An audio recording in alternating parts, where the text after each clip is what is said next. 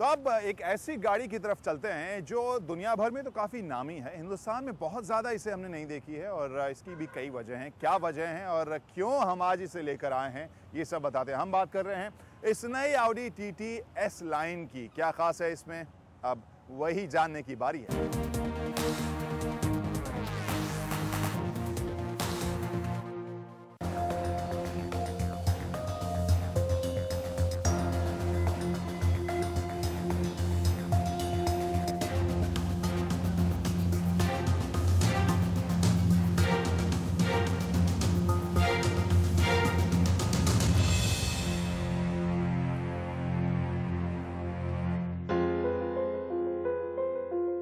गाड़ियां बहुत ही इमोशनल चीज होती हैं।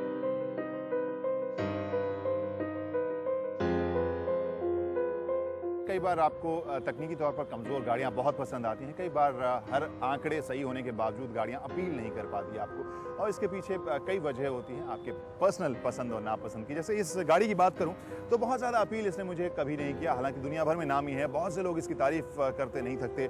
कुछ ऐसा इसका शेप और डिज़ाइन था जिसने मुझे कभी भी बहुत ज़्यादा एक्साइट नहीं किया कि हाँ इसको देखते ही मुझे चलाने का मन करे, लेकिन वो मेरी राय है और मैं अपनी राय बताने के लिए आज इस गाड़ी को नहीं लाया हूं, बल्कि ये बताने के लिए आया हूं कि इस नई वाली ऑडी टीटी एस लाइन में क्या खास है और क्या हमें और आपको ये इंप्रेस करेगी कि नहीं।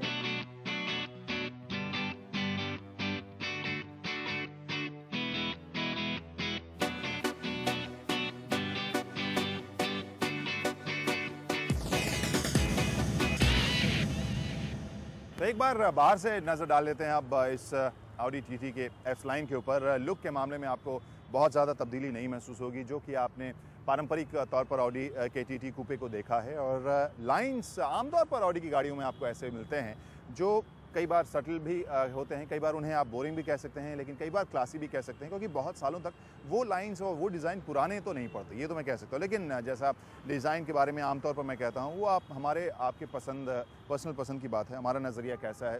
लेकिन ये जो शेप है उसको मैं ये तो कह सकता हूँ कि पूरा राउंडेड सी गाड़ी आपको लगती है, कहीं भी आपको तीखे नक्श, तीखे एंगुलर नहीं महसूस होंगे। जैसे यहाँ पे भी अगर हम तिकोना यहाँ नोकीला जो रैप राउंड हेडलैम्प का हिस्सा है, वो भी आपको एक राउंडेड बल्ज के साथ पीछे की तरफ जाता हुआ दिखाई देता है। व्हील आर्चेस भी वैसे हैं। जब इसकी कार की बॉडी के साथ आप आगे बढ़ते जाएंगे तो आप जब पीछे जाएंगे तब पता चलेगा कि हाँ वो जो आगे वाला राउंडेड शेप है वो पीछे तक जाता है और पूरा ही ऐसा ही डिज़ाइन इसका किया गया है। वो उसकी वजह ये भी है क्योंकि यही वो शेप और साइज़ है जिसे ऑडी टीटी के फैंस पसंद करते हैं, और इस वजह से इसे बहुत ज़्यादा बदलने की कंपनी को ज़रूरत नहीं है। और हमने जैसा बताया ये कूपे है, कूपे, और यहाँ पर 2 दरवाजे हैं, 2 पीछे भी सीटें हैं।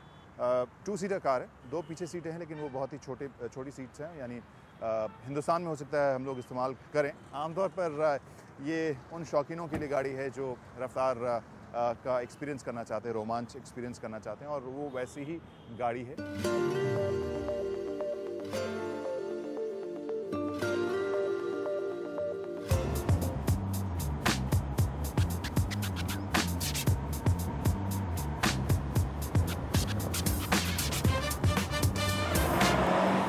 अब मैंने इस ऑडी टीटी एस लाइन के ड्राइव की शुरुआत कर दी है, और जैसा मैंने कहा आज चेक करेंगे कि ये गाड़ी क्या मेरे दिल पर ऐसी छाप छोड़ के जाएगी कि जब भी इसे मैं देखूंगा इमोशनल हो जाऊंगा।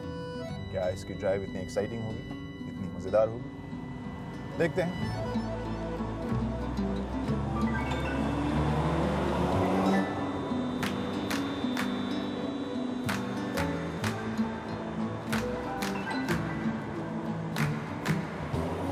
थोड़े दिन पहले आपने रफ्तार में S4 देखी थी, और S जो उनकी सीरीज़ होती है और जो S लाइन होता है उसमें थोड़ा सा फ़र्क ये होता है कि S लाइन में ज़्यादातर चीज़ें कॉस्मेटिक होती हैं।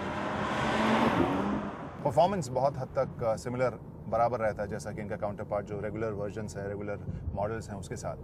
तो यहाँ पर इंजन का परफॉर्मेंस बहुत ज़्यादा स्पोर्टी या ताकतवर नहीं हो जाता। बाकी सब चीज़ें होती हैं जैसे कि स्पोर्टी यहाँ पर स्टीयरिंग व्हील आपको मिलेगा, लेदर वाली सीट्स मिलेंगी, और इस तरह के और बैजिंग मिलेगी आपको। तो इस तरह की चीज़ें होती हैं जो एस लाइन में आमतौर पर देखने को मिलती हैं, इसमें भी है। तो अभी तक जो शुरुआती जो महसूस हो रहा है, एक्सपीरियंस है इसके ड्राइव का, बहुत ही स्मूथ और बहुत ही साफ सुथरी नीट सी फीलिंग आ रही है, चाहे वो स्टीयरिंग व्हील हो, चाहे सस्पेंशन हो, चाहे थ्रॉटल रिस्पॉन्स हो। एक बार जब सुरक्षित जगह पे जाऊंगा, सुरक्षित ट्रैक पर जाऊंगा, फिर देखूंगा क्या कमाल करती है।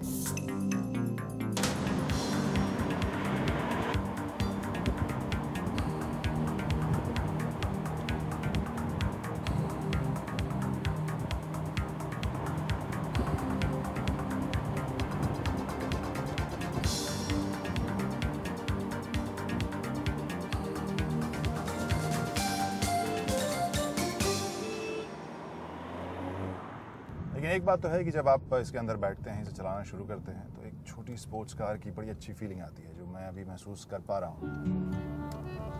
इसकी बनावट, इसके सीटिंग पोजीशन और इसके स्टीयरिंग व्हील से भी।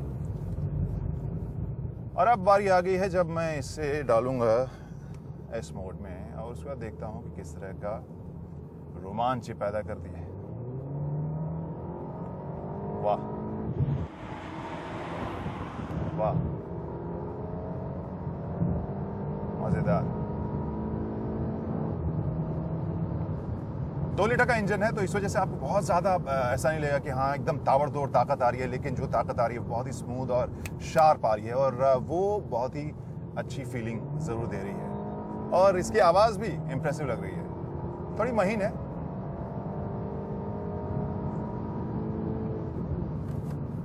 वाह, और इसका सस्पेंशन भी आपको फुल कंट्रोल दे रहा है और आपको कॉन्फिडेंस भी दे रहा है। इंटरेस्टिंग। तो इस Audi TT S लाइन के अंदर जो इंजन है वो 2 लीटर वाला लगा हुआ है, ताकत 211 हॉर्स पावर के आसपास है। मजेदार है, अभी तक जैसी लग रही है, रिस्पॉन्सिव भी काफी लग रही है। एक दिलचस्प चीज आजकल प्रेस रिलीज में देखने को मिलती है, अगर हम परफॉर्मेंस गाड़ियों की बात करें, जो स्पोर्टी गाड़ियां होती हैं, उनके प्रेस रिलीज में भी शुरुआत में ही आपको देखने को मिलेगा किस तरह से गाड़ी पहले से ज्यादा फ्यूल एफिशिएंट है। और कुछ साल पहले तक ये सवाल आमतौर पर मजाक के तौर पर इस्तेमाल होता था कि हिंदुस्तानी ग्राहक की केवल सवाल पूछते हैं कि कितना देती है, लेकिन अब पूरी दुनिया में जिस तरह से बाजार बदला है, इंजीनियरिंग बदली ऑटोमोबाइल की, वहां पर सभी इस चीज के ऊपर जोर दे रहे हैं और न सिर्फ जोर दे रहे हैं बल्कि उसको सबके सामने पेश भी कर रहे हैं। इस TT S लाइन के प्रेस रिलीज में भी शुरुआत में था और इंप्रेसिव आंकड़ा था, 100 किलोमीटर लगभग 7 लीटर में और 13-14 के आसपास की माइलेज, नॉट बैड। तो अब कहानी का वो हिस्सा आ गया है जहां पर ये ज़रूर मैं सोच रहा हूं कि क्या अगली बार जब मैं इसे देखूंगा तो ये इमोशनल बनाएगी, क्या मुझे बहुत एक्साइट करेगी कि मुझे ये चलानी है।